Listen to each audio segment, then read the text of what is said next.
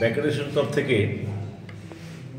আগামী 25/11/2024 পূর্ব নির্ধারিত অনুযায়ী আমরা রেট বর্ধিত করছি।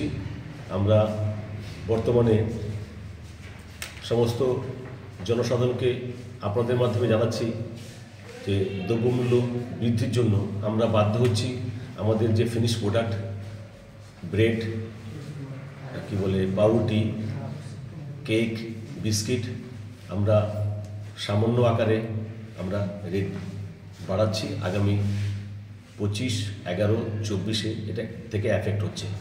তাই আমরা এই আগামী দুদিন আমরা প্রোডাকশন বন্ধ রাখব, যাতে আমাদের যে স্টক আছে সে স্টকটা শেষ করার জন্য, এবং সমস্ত হকার এবং যে দোকানদাররা আমাদের মালগুলো বেচেন তাদেরকে বলবো যে আপনারা আমাদের সহযোগিতা করুন, না হলে এই বেকারি ইন্ডাস্ট্রিটা টোটালি বন্ধ হওয়ার মুখে। এই ইন্ডাস্ট্রির পিছনে প্রত্যক্ষ পরোক্ষভাবে অন্তত ত্রিপুরা রাজ্যে 1 লক্ষ লোকের কর্মসংস্থান হয়। সেই পরিপ্রেক্ষিতে এই যে ইন্ডাস্ট্রিটাকে বাঁচানোর জন্য এই দ্রব্যমূল্য সামান্য না বাড়ানো ছাড়া আমাদের কোনো উপায় নেই। তাই আপনাদের মাধ্যমে আবারও বলছি, আপনারা দয়া করে আমাদের সহযোগিতা করবেন এবং আমাদের ইন্ডাস্ট্রিগুলো বাঁচিয়ে রাখার চেষ্টা করবেন। কেননা এই ইন্ডাস্ট্রি বহুদিন ধরে লোকসানের মুখ দেখছে এবং অনেক বেকারি চিন্তা করছে এই প্রতিষ্ঠানটাকে বন্ধ করে দেবে, কেননা দিনের পর দিন কত লোকসান করবে। সেই পরিপ্রেক্ষিতে আজকে আমরা বাধ্য হচ্ছি এর সামান্য রেট বাড়ানোর জন্য। এতে ইন্ডাস্ট্রিও বাঁচবে এবং এর সঙ্গে যে শ্রমিক এবং তার পরিবারও বাঁচবে। তাই আমাদের আগামী 25 তারিখ থেকে আমাদের রেট বাড়ছে। এই রেটে আমরা আমাদের দ্রব্যমূল্য বাজারে বিক্রি করব। সেই দ্রব্যমূল্যের যে চার্টটা আমরা আপনাদেরকে অনুরোধ করছি আপনাদের প্রিন্ট মিডিয়া এবং ইলেকট্রনিক মিডিয়ার মাধ্যমে যেন জনসাধারণের সামনে তুলে ধরে। আর জনসাধারণকে আবার রিকোয়েস্ট করব, যেহেতু সমস্ত জিনিসের দাম বেড়েছে, আমাদের না বাড়িয়ে কোনো উপায় নেই। তাই জনসাধারণকে বলবো যে আপনারা আমাদের সাহায্য করবেন। আপনাদের সাহায্যের মাধ্যমেই আমাদের ইন্ডাস্ট্রিটা দাঁড়িয়ে থাকবে, না হলে এই ইন্ডাস্ট্রি টোটাল মুখ থুবড়ে পড়বে। এই হচ্ছে আমাদের আপনাদের মাধ্যমে জনসাধারণের কাছে আবেদন। আপনারা আগেও পত্রিকায় লিখেছেন যে আগামী 25 তারিখ থেকে বেকারির ফিনিশ প্রোডাক্টের দ্রব্যমূল্য বাড়ছে।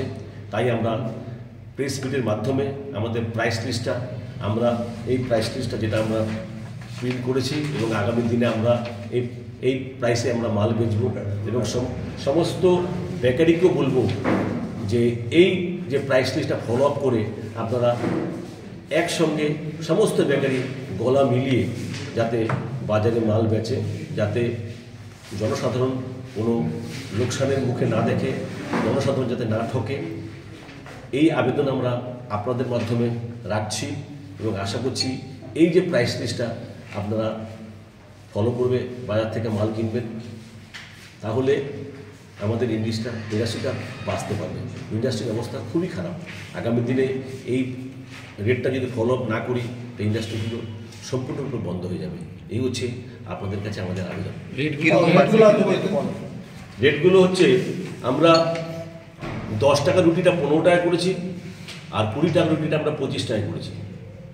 আর আমরা বনটা যেটা আমরা আগে 20 টাকা বেচতাম, সেই বনের প্যাকেটটা আমরা করেছি 25 টাকা।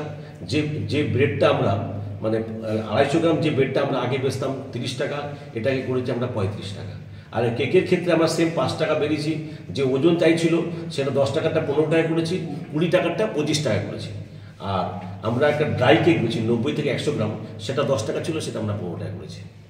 আর আমরা যে বিভিন্ন অনুষ্ঠানে যে কেক যায়, সেই কেকটা আগে ছিল 350 টাকা কেজি, 700 টাকা কেজি, সেটাকে আমরা 800 টাকা কেজি করেছি। এই হিসাবে আমাদের কেক বিক্রি হবে। আর কি বলে যেটা ভেজ পাপ এবং চিকেন পাপ, সেটা আমরা 15 টাকা আর 20 টাকা রেখেছি। আমরা সেরকম কিছু বাড়াইনি। এই সামান্য বাড়ানোতে যদিও ইন্ডাস্ট্রিটা টেকে, সেটাই আমরা আশা করছি।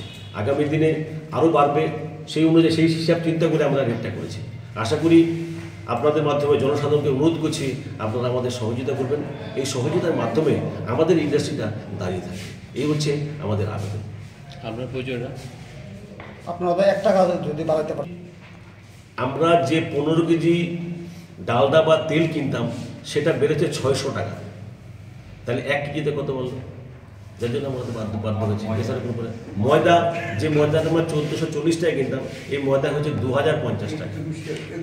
তারপরে চিনি, ইদানিং চিনির দামও 300 টাকা পার কুইন্টালে বেড়ে গেছে। তারপরে আপনার ইনগ্রেডিয়েন্ট, শুধু তো ময়দা চিনি দাও না, ইস্টের দাম বেড়েছে পার কার্টনে 300 টাকা। সব জিনিসের এসেন্স, সব জিনিসের দাম প্রচণ্ডভাবে বেড়েছে। সো এটা তো শুধু ময়দা, তো শুধু বেকারিরা কিনে না, ময়দা অন্যান্য মিষ্টি দোকান কিনে, হোটেল কিনে, রেস্টুরেন্ট, তাদের অবস্থা সাংঘাতিক অবস্থা। তাদেরও অবস্থা ত্রাহি রকম। তারা যে কী করবে বুঝে উঠতে পারছে না। সেই হিসাব করলে আমাদের বাড়াতে লাগে কমসে কম 20%। আমরা সেরকম বাড়াইনি, কিন্তু সেই হিসাবে আমরা এছাড়া কোনো পথ নেই।